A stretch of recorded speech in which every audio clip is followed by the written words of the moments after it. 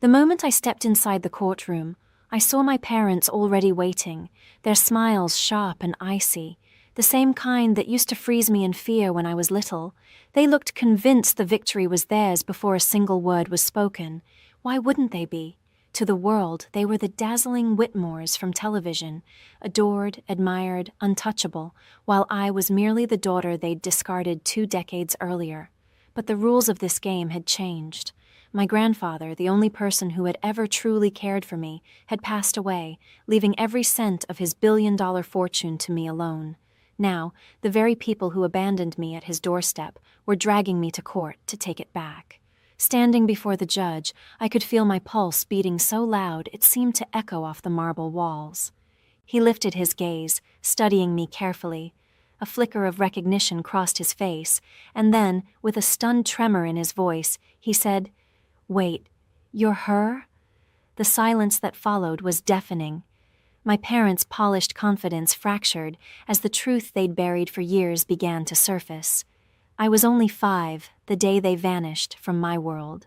The Santa Barbara sun was merciless that afternoon, blazing, relentless, scorching everything except the hollow chill inside me.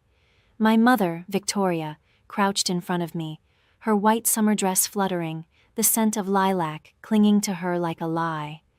"Be good for Grandpa, all right, sweetheart?" she said, her forced smile trembling at the edges. Her lipstick looked too bright, her eyes too dry. My father, Charles, leaned against the car, drumming his fingers on the hood. "Vic, come on. We'll miss the flight." "Flight?" I asked, grabbing her dress with my small hand. "Where are you going? Can I come?" For a heartbeat, she froze. "It's just a quick trip, darling. We'll be back soon." But even as a child, I caught the crack in her voice. She didn't hug me. Instead, she leaned close enough for her earrings to brush my cheek, kissing the air beside my face. Her heels clicked away like a clock ticking down. The car door slammed, tires crunched against gravel, and their silver convertible vanished behind the iron gates. I chased after it until my breath tore in my chest, until my legs gave up. The smell of dust and gasoline hung heavy in the air. I called out to them, but only the wind and faraway seagulls answered. Then a steady hand rested on my shoulder, firm, kind, familiar. Grandpa Henry knelt beside me, his presence quiet but solid. He never spoke in haste. His words always carried meaning. His gray eyes gentled as he brushed the dirt from my knees. "They don't understand what they've lost, my dear," he whispered, his voice trembling with sorrow and love. He paused, tilting my chin upward until our eyes met. "You'll never be unwanted again," he said softly, before lifting me into his arms as if I were weightless and carrying me back toward the mansion. My head rested on his shoulder, and the rhythm of his heartbeat steadied the fear still pulsing inside me. That was the first moment that felt safe all day. Later that night, I sat in the vast kitchen, my legs swinging above the tiled floor while he stood by the stove making cocoa himself. No staff, no formality, just him. "Extra marshmallows, right?" he asked, smiling faintly. I nodded, tears blurring my vision. When he tucked me into bed, the house seemed too large, too still. The slow, steady tick of the grandfather clock echoed like the footsteps of people who would never return. "Will they come back?" I whispered. He hesitated, then ran a gentle hand through my hair. "Some doors, my dear Emma once closed, should remain shut." Before switching off the lamp, he added quietly, "You'll never have to chase love again. From now on, it lives right here." In the dim light, I clung to his hand and believed every word. That was the night I stopped waiting for my parents and started belonging to someone who truly stayed. Life with Grandpa Henry bore no resemblance to the movies about billionaires. His estate perched on the cliffs of Santa Barbara, gazing out over the Pacific like a silent sentinel. Inside, though, there were no lavish galas or servants bustling about. The rhythm of the house was calm, precise, and filled with meaning. Every morning at 6, his gentle knock woke me. "Up, Emma. The world doesn't wait for those who linger," he'd remind me. I would shuffle to the kitchen, where he sat already with black coffee and the morning paper spread wide. "Read this," he'd say, tapping a headline. "Then tell me what they're not telling us." At first, I barely understood, a little girl trying to finish her breakfast. But over time, his lesson unfolded. Never believe a story just because it's printed. Truth, he said, hides beneath the surface, waiting for those who dare to dig for it. He was the founder of Whitmore Industries, a vast network of shipping and logistics that tied nations together. Yet to him, integrity always outweighed wealth. Money, he'd often say, is like salt water. The more you drink, the thirstier you become. So make sure what you crave is worth it. I watched the world bend toward him, politicians eager for his handshake, lawyers seeking his wisdom, employees driven not to disappoint. He ruled with fairness, never cruelty, his authority quiet but absolute. When I turned 10, he finally brought me to his office. The glass towers downtown shimmered under the fading light, glowing like the future he was preparing me to inherit. Inside the building, every person greeted him with quiet respect, and me with cautious curiosity. "This is my granddaughter," he announced, pride in his tone. "Someday, she'll ask tougher questions than any of you." His hand rested gently on my shoulder, and I smiled, shy but certain. He wasn't preparing me to inherit power. He was teaching me how to see the truth beneath appearances. Every weekend, we'd drive to the community center he'd built. While other tycoons sent checks and posed for cameras, Grandpa stayed for hours, kneeling beside children as they learned to read or showing teenagers how to manage their first savings. "Power means nothing," he often whispered, "if you use it only to stand above others." When I turned 16, I saw my parents' faces again, glowing on a television screen. They were laughing on a Los Angeles red carpet, promoting a new reality show about redemption. My hands tightened around the remote until my knuckles turned white. Grandpa came in quietly, his eyes following the flickering image. "Do you miss them?" he asked. The truth trembled on my lips, but what came out was softer. "Not anymore." He gave a slow nod. "Good. Missing those who left is like staring at closed doors. You'll miss the ones still open." That night, he handed me a small, worn journal bound in brown leather. "For your truth," he said. "One day the world will try to change it. Don't let them." I had no idea then that this book would become my shield, the evidence that would one day protect me when my parents tried to erase me in court. The morning he passed away, the world felt unsteady. The air hung still, the sea below the cliffs too calm. I found him in his study, his head bowed over his desk, glasses still perched above an open page. The final line he'd written read, "Truth, in the wrong hands, turns to poison." I didn't cry at first. I just stood frozen, staring at the man who had filled every void in my life. Then the grief broke through, sharp and relentless. His funeral gathered the city's elite, magnates, judges, even ex-presidents, all eager to be seen honoring Henry Whitmore, the man who built an empire on integrity. But I wanted none of that. I just wanted one more hour with him, one more of his lessons, one more warm cup of cocoa on a rainy evening. And then I saw them. My parents stood near the front, dressed in sleek black, faces hidden behind designer sunglasses.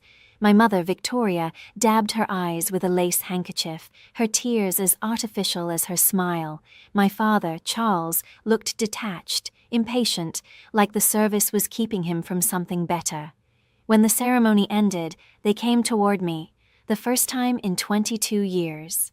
"Emma," my mother said softly, tilting her head, "you've grown so much." I took a step back, meeting her painted face with a steady gaze. "You remembered my name." Her smile faltered for a second before she forced it back. "We're family," she said lightly. "We should reconnect." "Family?" I repeated, the word tasting bitter. "You left me with him like I was baggage too heavy to keep." Charles' expression hardened, his jaw clenching. "You always did have a flair for drama."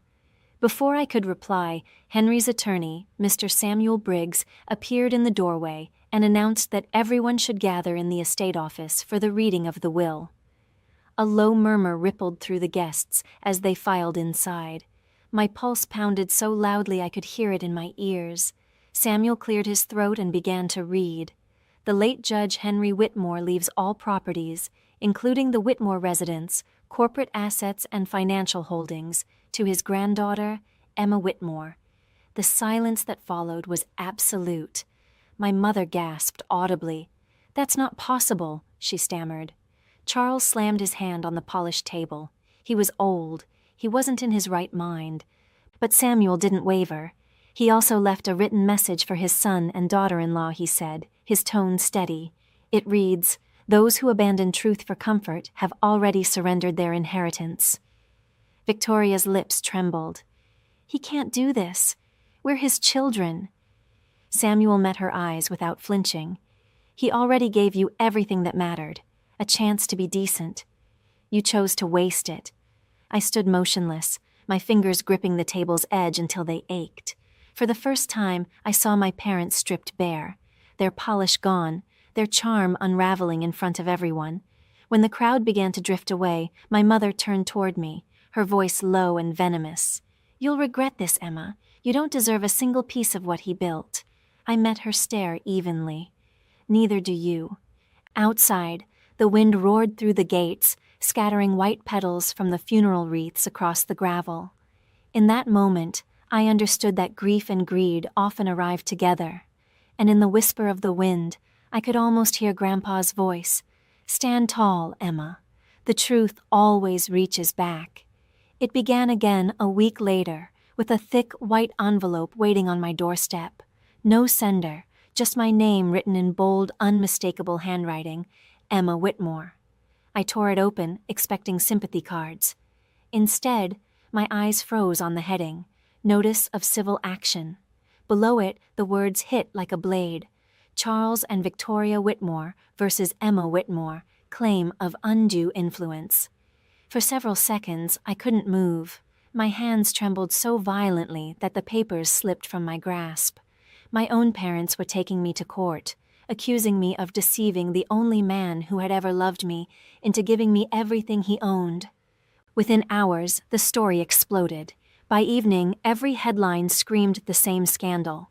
Billionaire's granddaughter sued by estranged parents for $1.6 billion estate. Paparazzi swarmed outside the gates, camera flashes slicing through the dark like bursts of lightning.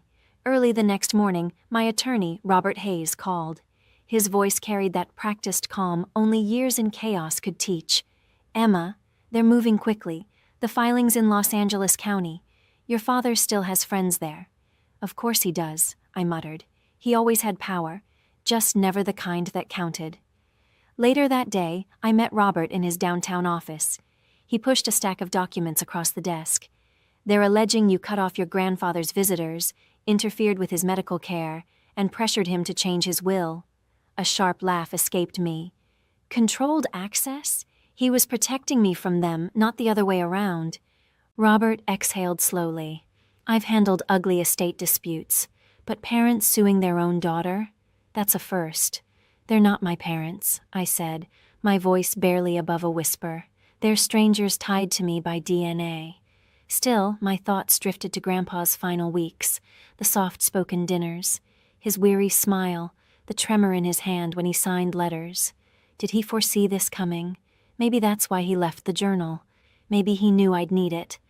2 days later, as I left a cafe, a tabloid reporter lunged forward, cameras flashing. "Emma, did you manipulate your grandfather? Did you threaten him?"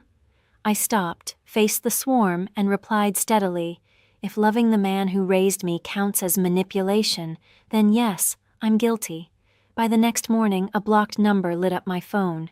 "Enjoying your fame?" My mother's voice slid through the line like ice. "Why are you doing this?" I asked. "Because you took what's ours," she said coldly. "You stole our life. Now we'll take yours." Then the line went dead. That night, I sat alone in the study where Grandpa once taught me how to read contracts. His photograph rested beside the familiar leather journal. I opened it, my fingers tracing his fading handwriting. "When truth is tested, stand still. Let them strike.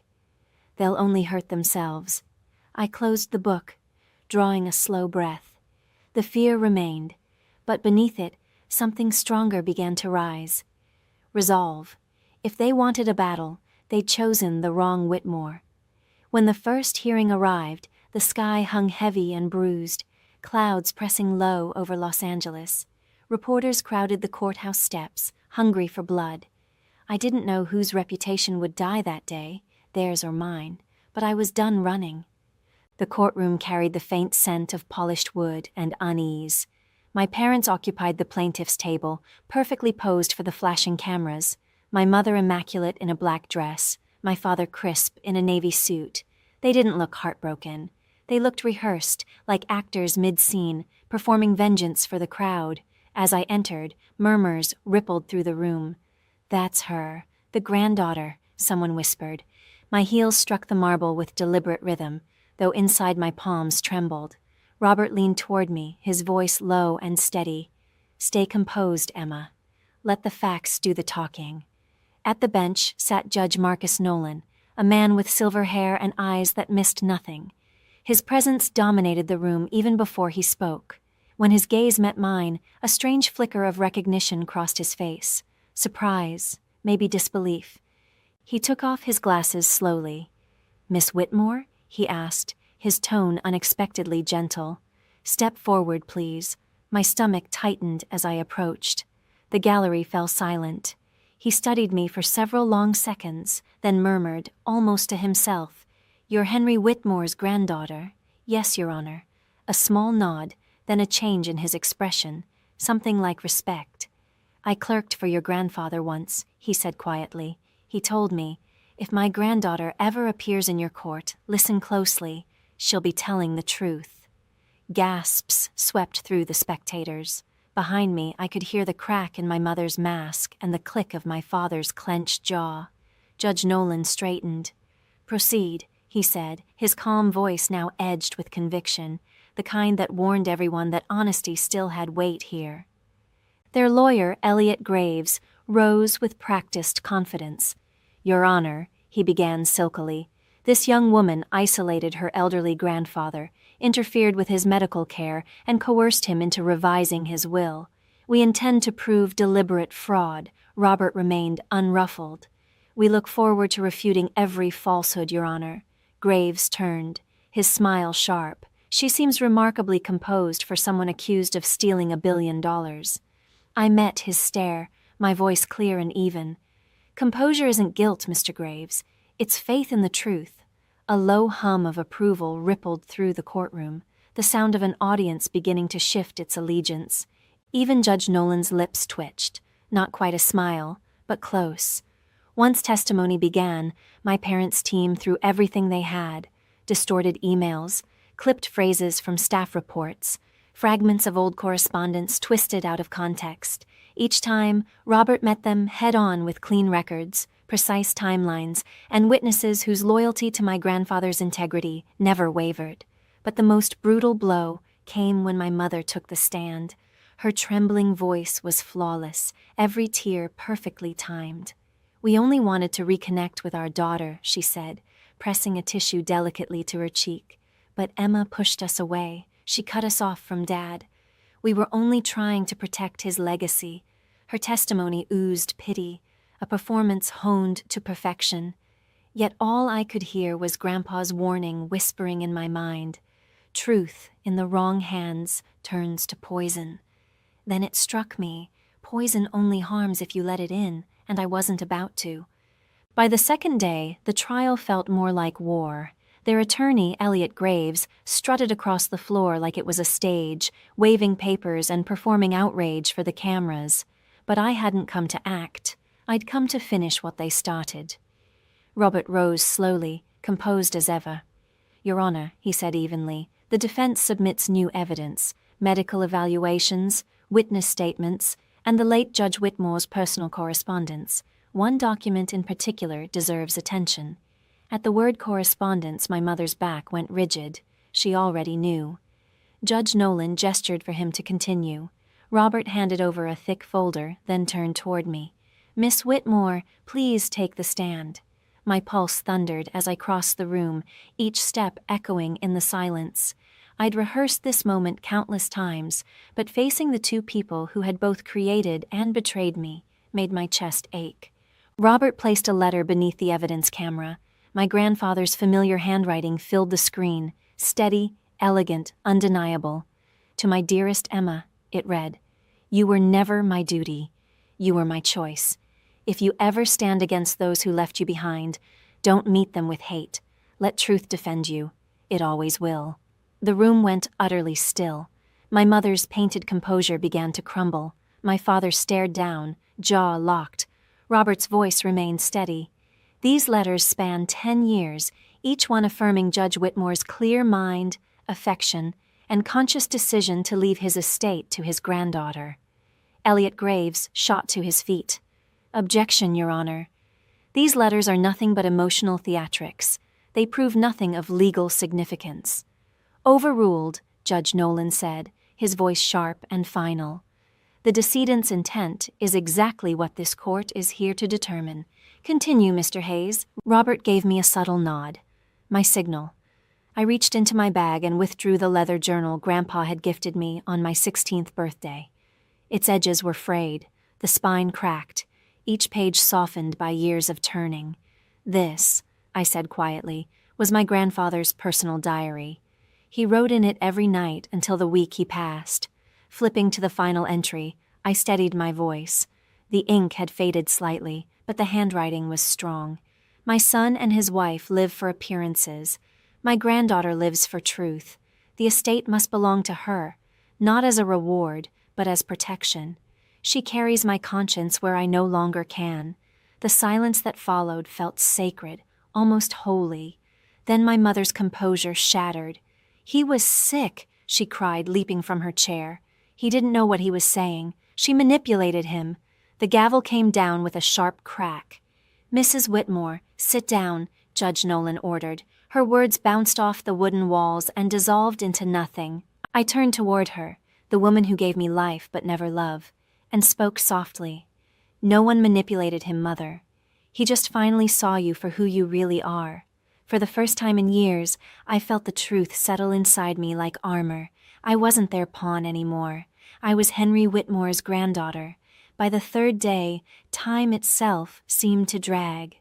Every cough, every whisper, every shifting chair echoed like thunder. I sat at the defense table, fingers locked tightly together, eyes forward. Across the aisle, my parents whispered frantically to their lawyer, their practiced confidence crumbling. Then the door opened. Judge Nolan entered, robes sweeping, his face unreadable. Instantly, the room stilled. He took his seat, adjusted the papers before him, and glanced at me, and for just a heartbeat, I thought I saw pride flicker in his eyes. "This court," he began, his voice calm but unyielding, "has examined all testimony, documents, and correspondence of the late Judge Henry Whitmore. What stands before me is not evidence of coercion, but of greed, misplaced and deliberate." A low stir spread through the gallery. My father's jaw clenched. My mother's fingers trembled visibly. "The plaintiffs," Judge Nolan continued, "have failed to prove undue influence. On the contrary, the record shows clear intent, mental soundness, and deliberate judgment by the deceased." He paused, letting his words hang in the charged air. "Therefore, the court dismisses the plaintiff's claims in full. The will of Judge Whitmore stands. The estate belongs to Miss Emma Whitmore." For a single, suspended heartbeat, the courtroom was utterly still. Then came the rush, pens scratching, cameras flashing, reporters gasping for sound bites. I didn't move. My heartbeat thundered in my ears, drowning out everything else. Judge Nolan turned his gaze toward my parents. "Justice," he said evenly, "does not belong to blood. It belongs to truth." The words hit like a blow. My father sank into his chair, shoulders collapsing beneath invisible weight. My mother stared blankly at the floor, her lips parted but empty of words. The gavel struck once, a sharp, final crack that sounded like the last shot of a long battle. When I rose, my legs trembled. Robert placed a reassuring hand on my shoulder. "It's over," he murmured. "You did it."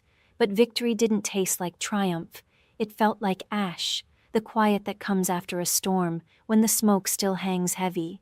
As I turned to leave, my mother's hand shot out and clamped around my wrist. Her nails bit into my skin. "You think this makes you better than us?" she spat. "You'll regret this, Emma. You'll end up alone, just like him." I looked straight at her, my voice steady. I'd rather be alone than hollow. I pulled free. Outside, sunlight flooded the courthouse steps, fierce and blinding, a light that felt like cleansing. The press surged forward, microphones thrust toward me, voices overlapping in a blur of noise. How does it feel to win? What will you do with the money? I paused halfway down the stairs, the wind off the Pacific tugging at my hair. It wasn't about money, I said quietly, just enough for every camera to hear. It was about truth.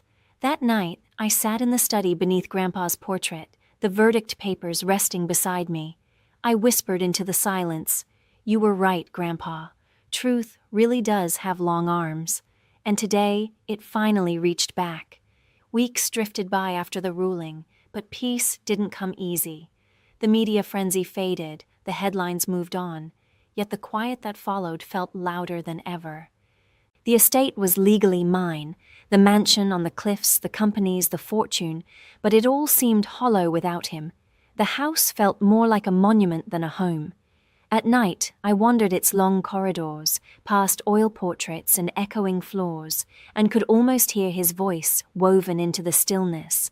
Power means nothing if you can't live with your conscience. For the first time, I slept without fear, though not without sorrow. Then one evening, as the sun bled into the Pacific and painted the horizon in deep red light, my phone rang. An unfamiliar number glowed on the screen. I hesitated before answering. "Hello?"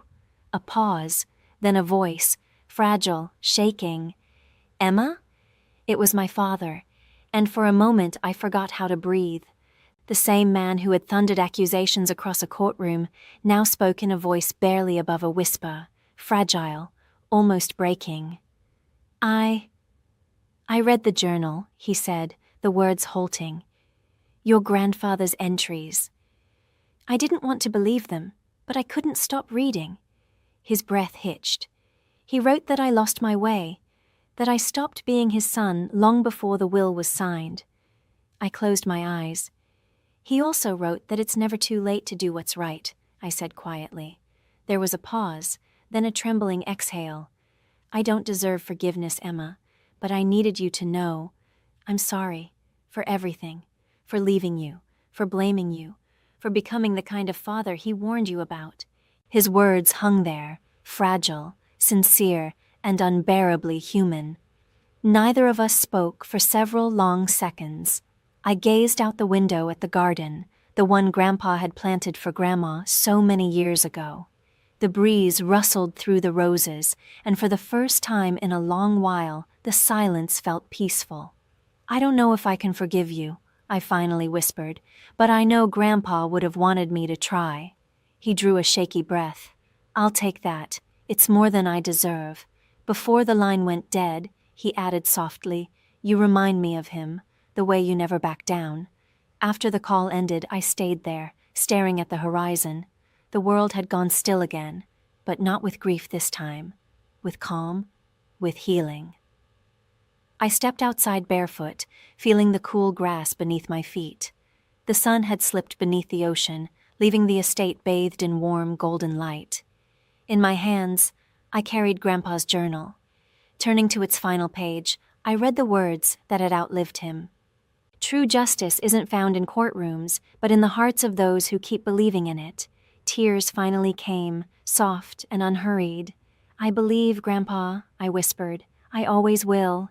And in the hush of the evening breeze, I could almost hear his reply, gentle, proud, at peace. "Then I can finally rest, my girl."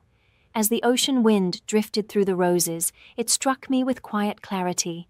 Justice had been won long ago, but forgiveness, that was the real inheritance he'd left behind. I'm Piper Nelson, 27, an accountant living in Atlanta, stuck in a household that never saw my value. My parents always chose one favorite child, and that person was never me. At every gathering, they'd raise their glasses, smiles polished, voices dripping with sweetness that masked the sting underneath. One daughter they admired, the other me, just filling the background. My sister received it all: a $300,000 condo, extravagant trips, and an endless chorus of their praise. I, on the other hand, was cornered into taking a $15,000 loan to erase her student debt, a burden whose interest quietly strangled my savings as I spent long nights surrounded by spreadsheets and deadlines. Even when I earned a promotion, a corner office, a clear upward path, they didn't notice. A $200 or $500 designer coat for my sister deserved champagne and celebration. Every contrast between us etched the same message into me: I'd never measure up in their world. But I wasn't collapsing, I was strategizing. Each hidden dollar I saved became a brick in the road to independence, a life 3,000 miles away in Boston, out of their reach. Before we dive in, drop a comment below. Tell me your city and the time where you are. I love seeing how many places and time zones this story travels to. Each bit of money I tucked away felt like breathing space. At the bank, pen poised, I signed the paperwork for Tabitha's student loan. The loan officer glanced at me, puzzled, but I stayed steady. The $12,000 left on that account came from her missed classes and failed business attempts. Yet my parents called it helping family. My own budget was already tight, my small apartment barely covered, and still I was the one expected to carry the weight of her choices.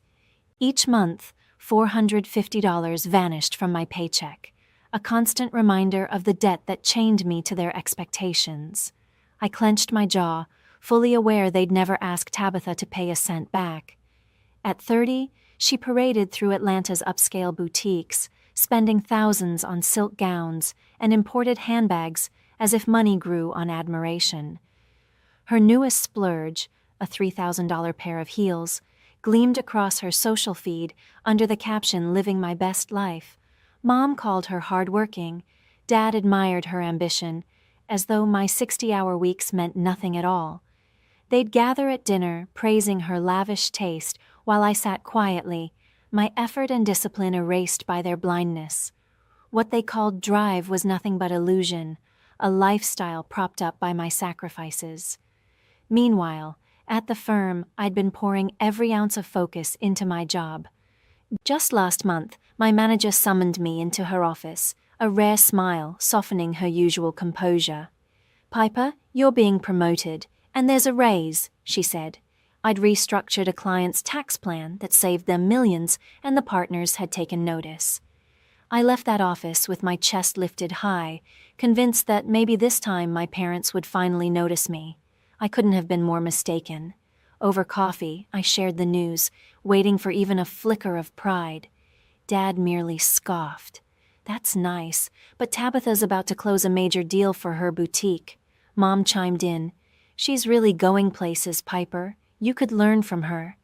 Their words landed like blows.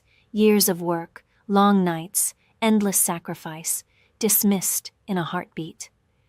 Later, I overheard them on the phone with her, their voices glowing with affection. "You're doing amazing," Mom said. "We just need Piper to step up like you." Step up. The phrase echoed like an insult. I was already sinking under their expectations, draining my own savings to prop up Tabitha's failures, while they called her their success story. Then came Dad's voice, sharp and certain. "Piper needs to contribute more to this family." Contribute more? I'd already given them everything: my money, my energy, my dignity. Their favoritism wasn't just cruel, it was betrayal. That night, I sat on my worn couch, staring at the loan documents bearing my signature, a symbol of how tightly they still held me. I wasn't going to be their safety net anymore. Opening my laptop, I started browsing jobs in Boston. The skyline photos on the listings looked like freedom itself. Firms were hiring senior accountants, salaries around $95,000, enough to afford a modest one-bedroom in Back Bay. I crunched the numbers: $2,800 for rent, $200 for utilities, $400 for insurance. Tight, but doable. I'd already been secretly saving $300 a month in an account they didn't know existed, small but sacred, untouched by their influence. I mapped out neighborhoods, Beacon Hill, South End, tracing the life I could finally claim as mine. Every resume I revised felt like an act of defiance. I tailored each line, my new title, the tax systems I'd improved, my calm under pressure. One listing caught my breath, a mid-sized Boston firm offering $95,000 a year, full benefits, and a direct track to partnership. I spent hours perfecting my cover letter, my hands trembling with resolve. This wasn't just another career move, it was my escape route. I could see it so clearly, a bright office, my name on the door, no more comparisons to Tabitha. But doubt whispered, what if they found out? Mom always had a sixth sense for my independence, her guilt-laced voice ready to pounce. Family comes first, Piper. Dad would echo her, with his endless lectures about duty and obligation. I shoved the thoughts away and focused on what mattered: the numbers, the distance, the promise of a life 3,000 miles from their reach. I totaled up the cost of leaving, about $1,500 for the moving truck and another $500 for deposits. My savings were building slowly, but I still needed more time and more cash, so I started trimming every expense I could, canceled subscriptions, skipped restaurant meals, even sold an old chair online for $50. Each tiny sacrifice felt like rebellion, one more stone in the wall I was stacking between their control and my freedom.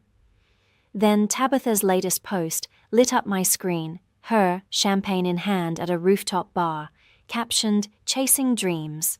Mom's comment sat beneath it. So proud. I swiped it away, jaw tight. Her so-called dreams were still fueled by my sacrifices, but not for much longer. I reached out to a realtor in Boston. She sent me listings, tiny studios, modest but perfect for a restart. I tucked every email and link into a folder labeled taxes, just in case Mom ever poked around my laptop. My plan was finally solidifying. Not just escape, but transformation. Then the call came, a recruiter from the Boston firm. Her voice was confident, precise. "Your background really stands out, Piper. We're impressed with your tax results. For the first time in months, someone actually saw my worth." I ended the call trembling, exhilarated, and immediately transferred another $100 into my hidden account. Boston was no longer a faraway hope. It had a clock ticking beside it. Then came the night that changed everything. My parents' 35th anniversary party, a glittering showcase of Atlanta's finest. The house overflowed with family friends, old colleagues, people who'd known us for decades. I arrived in a simple black dress, understated but elegant. It didn't matter. The attention orbited around Tabitha, dazzling in her sequined gown, her laughter rising above the chatter like a performance. I lingered near the back, clutching my glass, invisible in plain sight. Dad, Mark, took the microphone, tall and assured as always. "Here's to 35 years," he began warmly, "and to family." Mom, Barbara, smiled beside him, her expression polished, her eyes scanning the crowd. Then his tone shifted. "Some kids make you proud," he said, pausing to glance toward Tabitha. "Others just take up space." The room erupted in uneasy laughter. Tabitha's lips curled into a satisfied smirk, her eyes meeting mine, glittering with triumph. The air felt heavy, everyone's gaze cutting into me like heat. I could have swallowed it like before, buried the humiliation, stayed quiet, but not this time. I placed my glass down, the clink sharp enough to silence a few nearby conversations. "Good thing I've already got my own place," I said, my voice steady and clear. 3,000 miles away. The words sliced through the room. "From now on," I continued, "the rent, the bills, the insurance, all of it's yours." The chatter died instantly. Dad's hand froze mid-toast, his jaw tightening. The power in the room shifted, for once in my direction. Barbara's smile froze, her hand instinctively rising to her necklace. Tabitha's smug expression flickered, her eyes narrowing into slits. I didn't wait to see the rest. My heels clicked against the floor as I turned, each step away from that table loosening years of invisible chains. The rush that followed was pure freedom, a feeling I hadn't tasted in so long. Behind me, the murmurs began, first a whisper, then a rising tide. "Did she just say?" one guest gasped. They finally pushed her too far, another murmured, voice low but edged with truth. Snippets reached me as I crossed the room. Ungrateful, cruel, she's right. The air itself seemed to tremble, polite masks slipping as judgment turned toward them instead of me. I brushed past a cousin whose eyes were wide with disbelief and an old family friend who suddenly couldn't meet my gaze. They'd all seen it, the favoritism, the cruelty, the years I'd swallowed in silence. At the edge of the room, I stopped just long enough to breathe, my chest lifting. For once, I wasn't the one shrinking to fit. "Piper, get back here," Mark's voice cracked behind me, the authority in it slipping. Too late.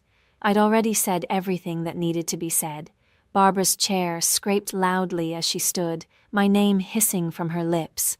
I didn't turn around. Tabitha, for once, had no comeback. Her silence said it all.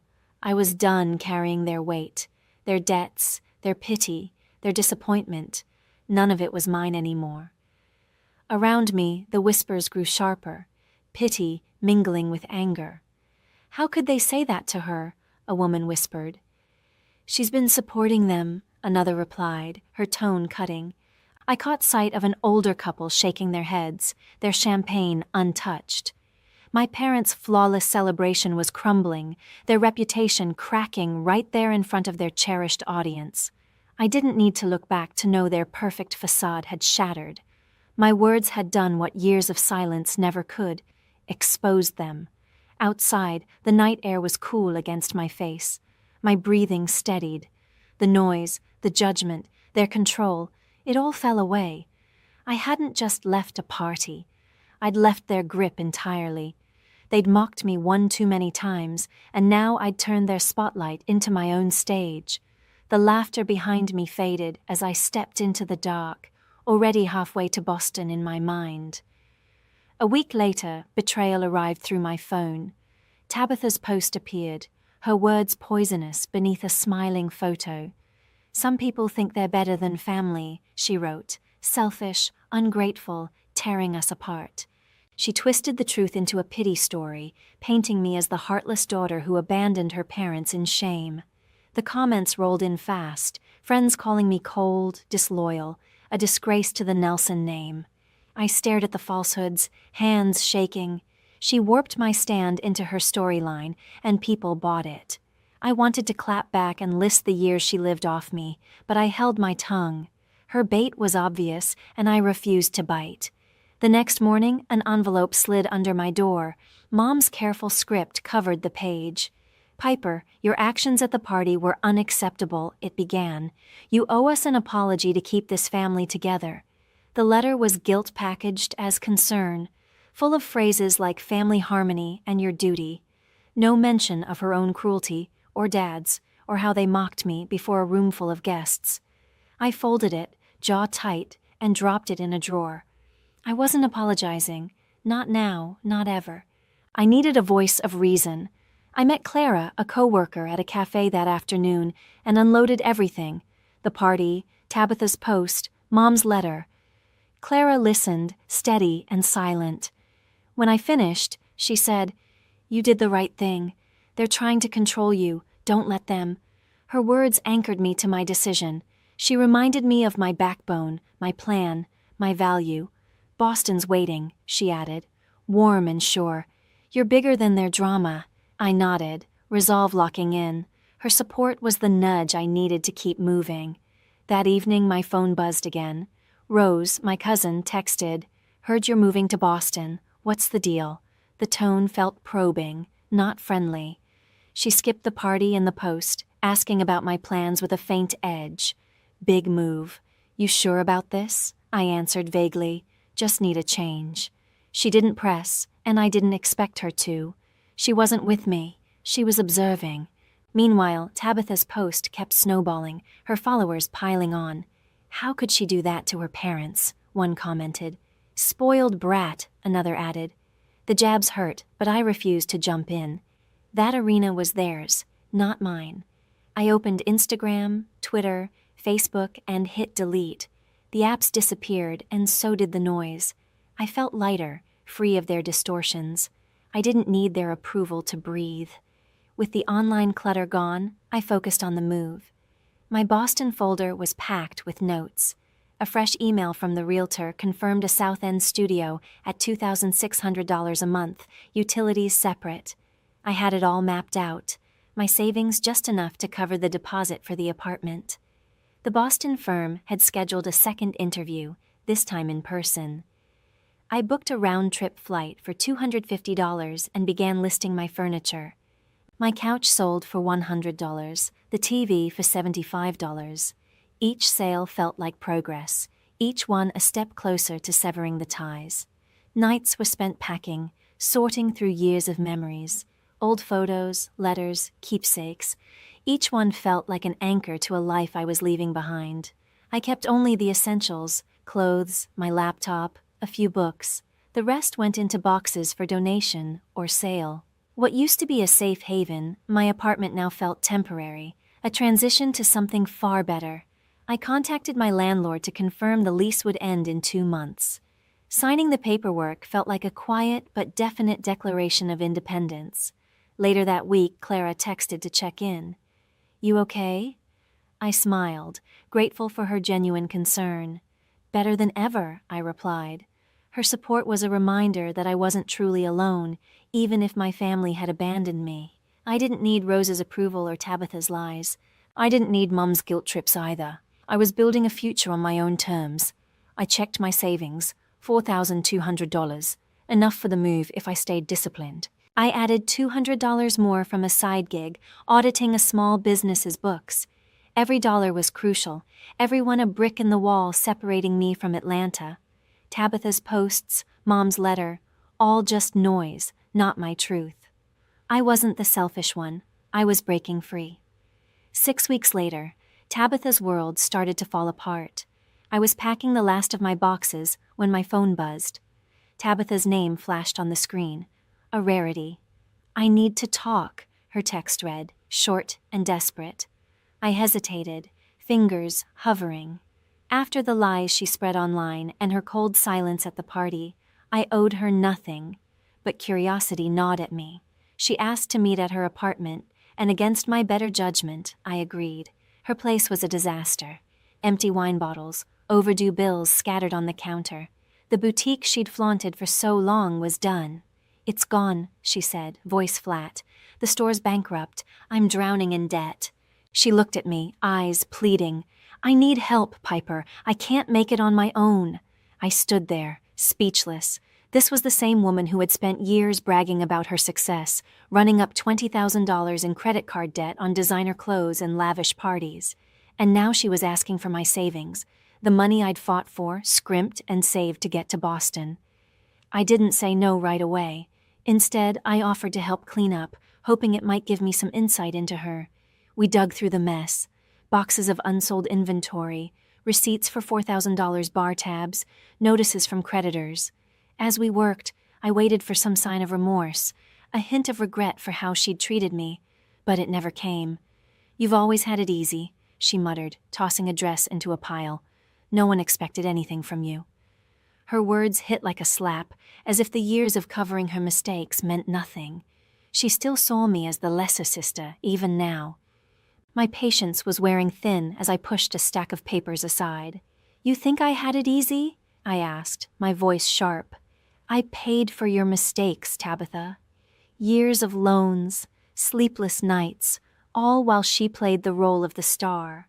She froze, her hands clutching a box. For the first time, her mask slipped. "I was jealous," she admitted, her voice barely above a whisper. "You always had your life together, your job, your plans. I didn't know how to keep up." Her words hit hard, not because I felt sorry for her, but because it was the first real thing she'd ever said. But honesty wasn't enough. "You never said sorry," I pointed out, folding my arms. "Not for the party, not for your posts, not for any of it." She looked away, jaw clenched, unable to face what she'd done. I saw it then. Tabitha wasn't ready to change. She wanted a bailout, not a reckoning. I took a steadying breath, my decision firm. "I'm not helping you this time," I said. "You need to figure this out. Stand on your own 2 feet, like I had to. Her eyes widened, a mix of shock and anger. "You're abandoning me," she snapped. I shook my head. "I'm not abandoning you. I'm choosing myself." I grabbed my jacket, the weight of her expectations lifting off my shoulders. She called after me, her voice breaking, but I didn't stop. I'd spent years fixing her messes, and I was done. Back at my apartment, I sat on the floor surrounded by boxes labeled for Boston. My flight was in 2 days. My new job had confirmed a senior accountant position with a $97,000 salary. I'd signed the lease for a studio in South End, $2,700 a month. My savings were stretched, but enough to get me started. Tabitha's plea still echoed in my mind, but it didn't waver me. Her collapse wasn't my fault, and her debts weren't my responsibility anymore. I thought about her confession, that rare moment of vulnerability.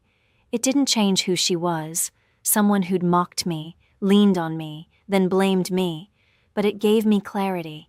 I wasn't escaping from Tabitha, or Mom, or Dad.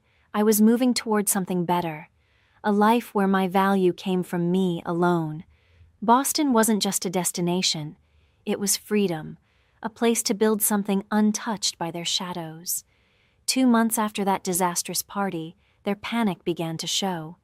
As I sorted through emails, one from Dad appeared with a blunt subject line, "Your actions." His message was cold, full of accusations about loyalty and family honor. "You walked out on us," he wrote, embarrassing our name in front of everyone. Not a single mention of his own cruelty that night, of how he'd called me a burden. Instead, he demanded I apologize, as though standing up for myself was a crime. I read it once, felt my stomach twist, and then deleted it. His guilt could no longer touch me. A few days later came a knock at the door. Mom stood there, pale and trembling. "Piper, we need to fix this," she said, her voice cracking. "Come back, please. We can heal as a family." Her words sounded tender, but they carried the same old manipulation. There was no remorse for their mockery or years of favoritism, just fear of losing control. I steadied myself, one hand on the doorframe. "There's nothing to fix," I said quietly. "I'm done carrying your expectations." She gasped, stepping back, but I closed the door. Her tears came too late. That same week, real change arrived. An email from the Boston firm glowed on my screen, a confirmed offer, senior accountant, $98,000 a year, full benefits, and a signing bonus. My pulse raced. This was it, the doorway to the life I'd fought for. I accepted immediately, hands steady as I typed my reply. Boston wasn't a dream anymore. It was happening. Clara showed up that evening, a steady presence with her laptop open, and a plan in mind. "Let's make this airtight," she said, her tone calm but encouraging. Together we polished my paperwork, updated my resume to emphasize leadership, audits, and client management.